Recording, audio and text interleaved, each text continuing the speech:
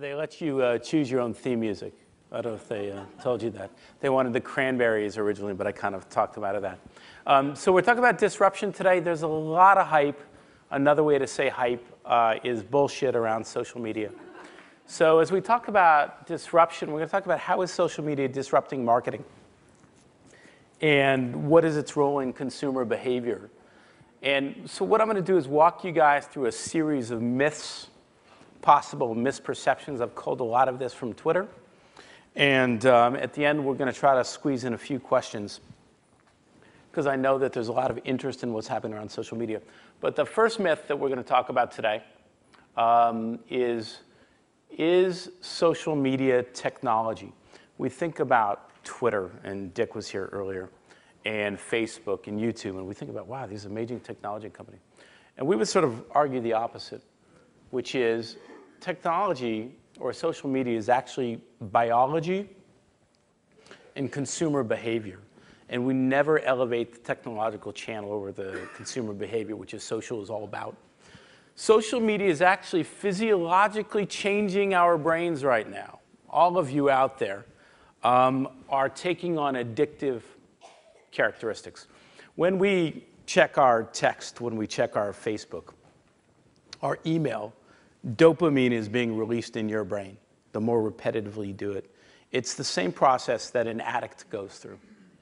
And what's really interesting about that is we've maybe always underestimated how inherent and innate social behavior is in all of us. For a lot of people, social isn't an end. We don't do social to get something or to do something.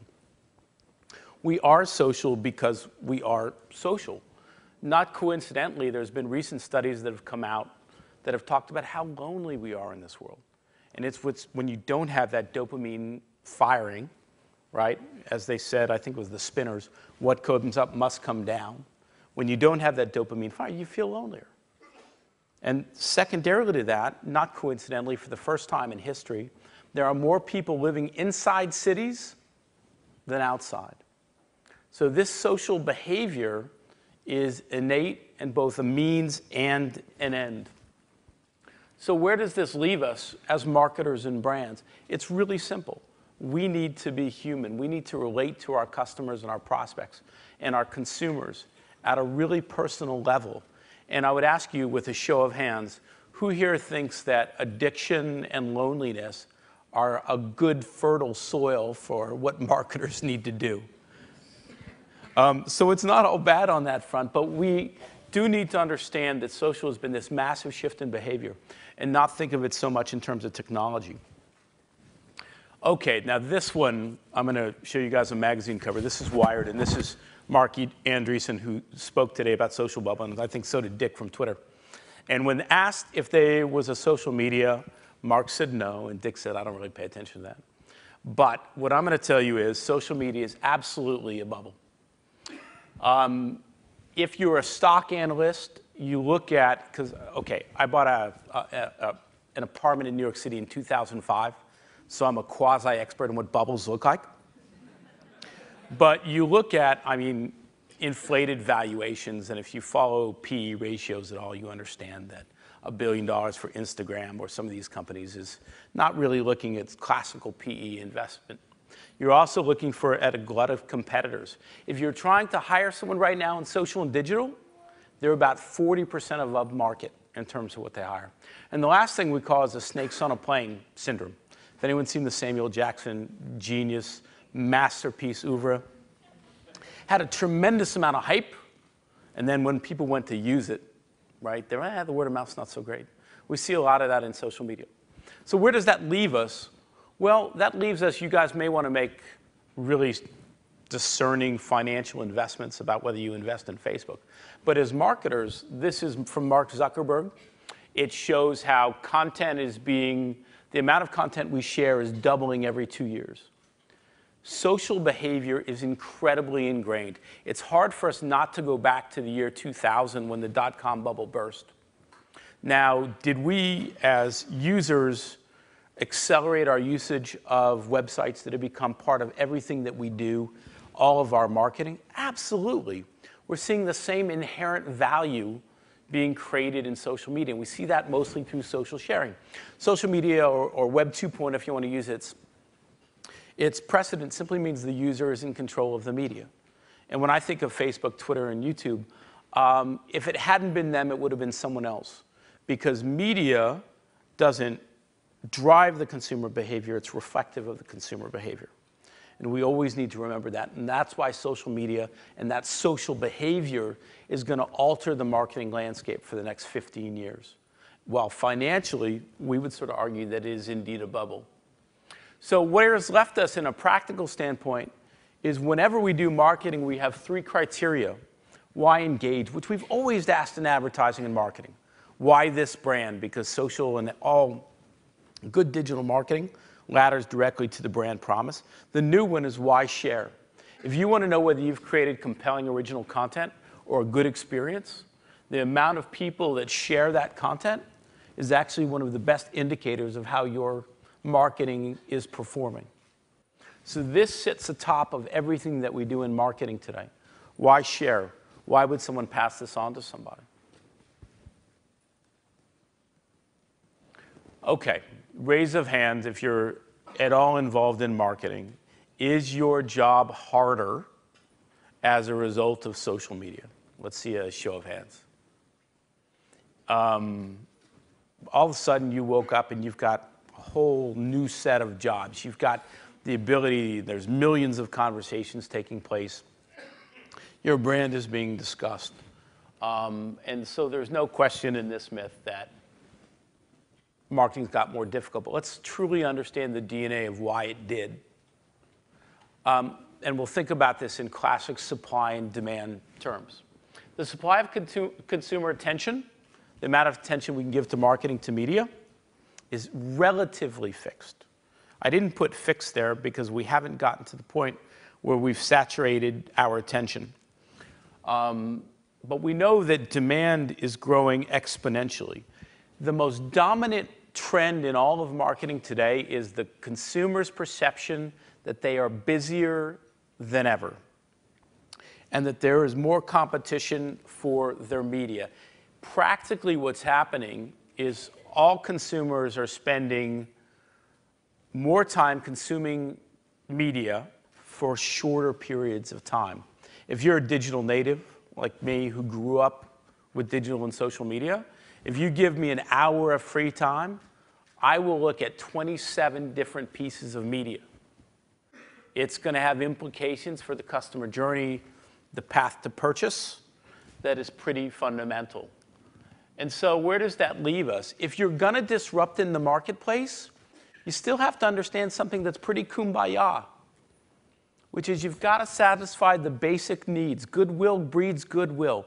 70% of everything that's happening in social media related to a company or brand falls under 4 categories. Utility, they want information. Entertainment, they want you to, an outlet. Someone earlier was talking about that time wasting. Value, the number one reason someone joins a Facebook page is they want something financial. They want something, an incentive from you. And last, they want reciprocity.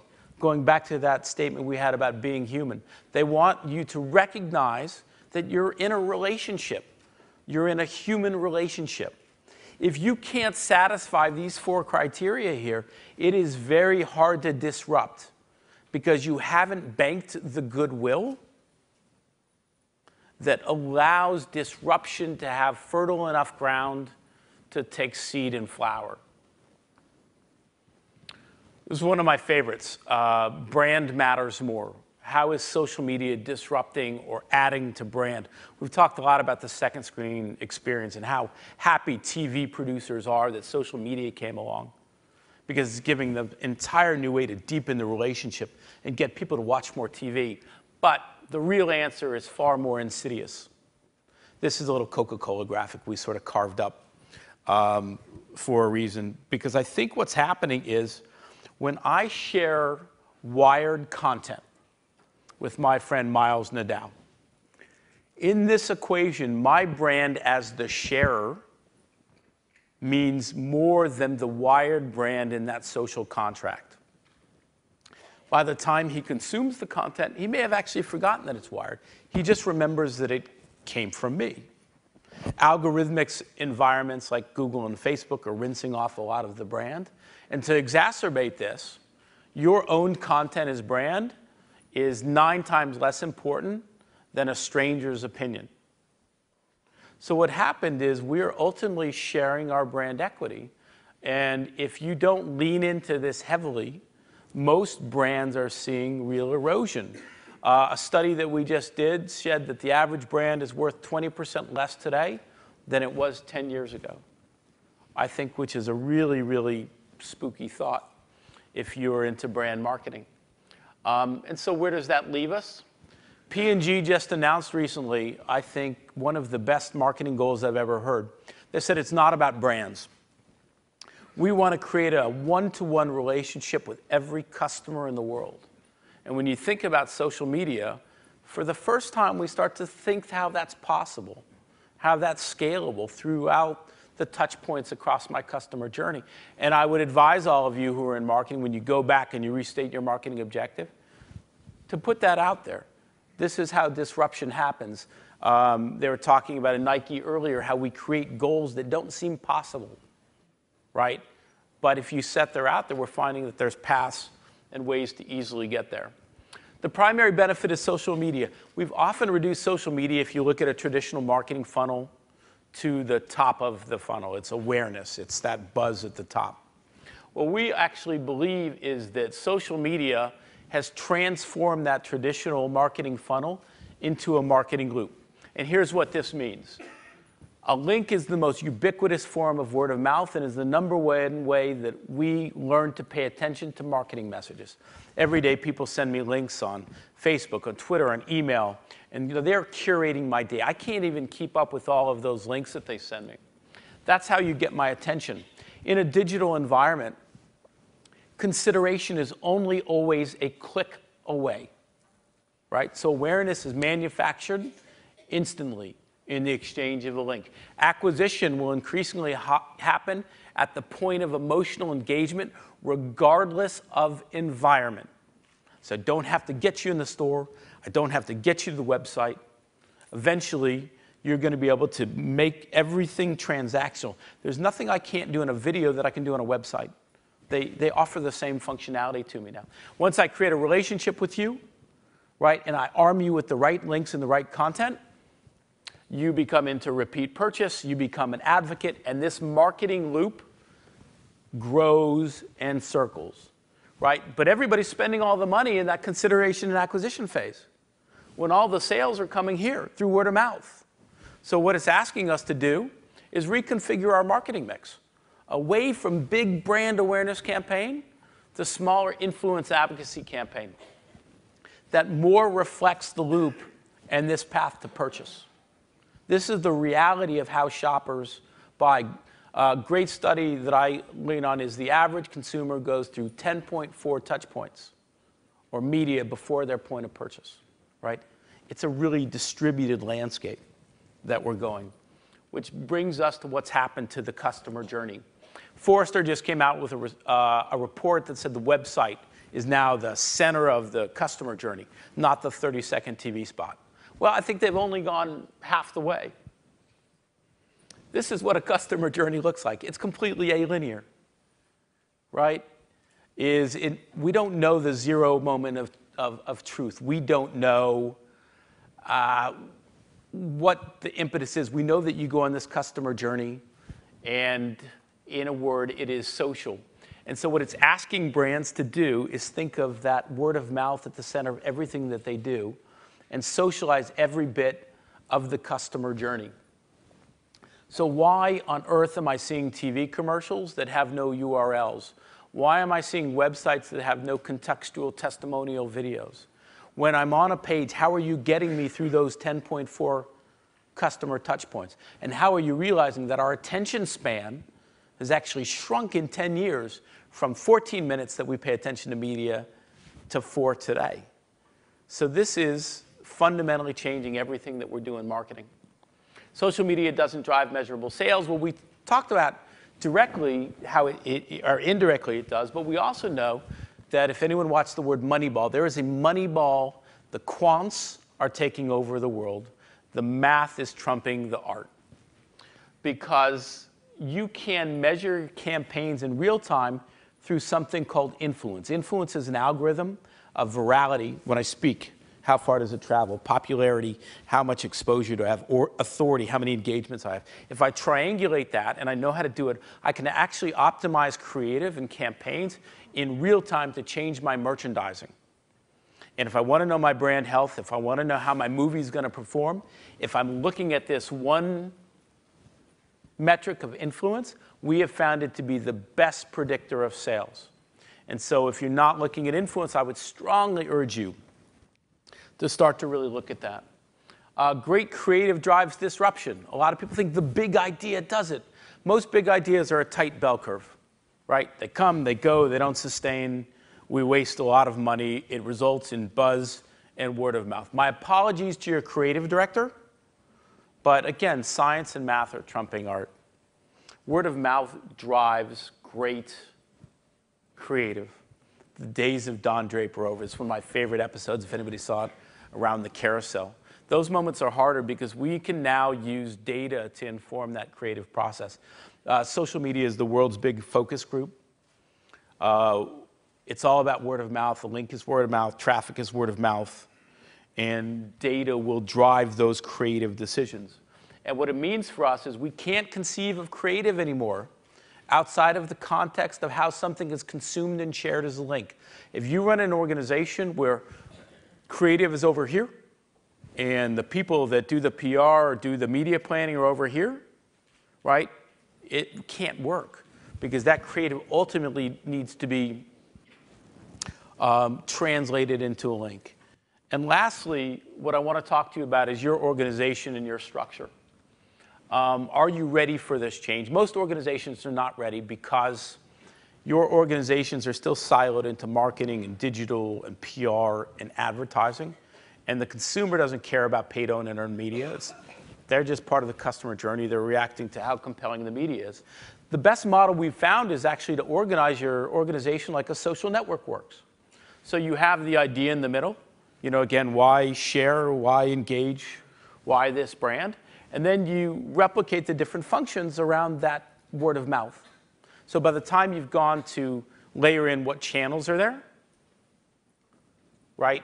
And you've gotten to the media, you've started in a much more organic place built around how the consumer is interacting with media, not how your traditional marketing organization starts. Lastly, I'll leave you with this. I love this study every year that comes out that correlates social media performance to share price. When I first read it, like, my goodness, I'm going to buy a huge yacht because I'm moving share price through my social media marketing.